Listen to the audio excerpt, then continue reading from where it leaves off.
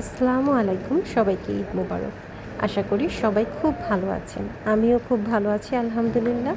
ঈদের দিন কোথাও যাওয়া হয়নি, তাই আজকে আমার ছেলেকে নিয়ে একটু বেরিয়ে পড়লাম ঘুরতে। তবে আজকে আমরা তেমন কোনো জায়গায় যাব না। আজকে যতক্ষণ আমি বাইরে থাকবো রিক্সা দিয়ে ঘুরবো। ১ ঘন্টার মতো ঘুরবো এই প্ল্যানিং করে বের হয়েছি।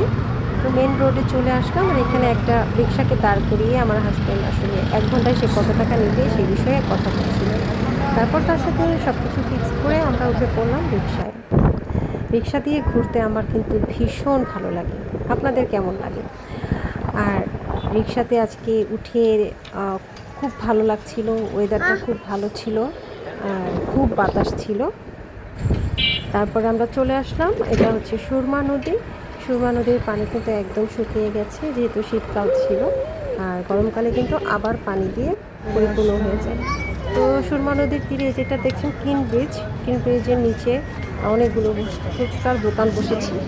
তারপর আমরা একটু এই সাইডে যে চেয়ারগুলো ছিল চেয়ারে বসলাম, আর নাগা ফুচকা অর্ডার করেছিলাম। খুবই ঝাল ছিল, আমি ঝাল বেশি খেতে পারি না আসলে।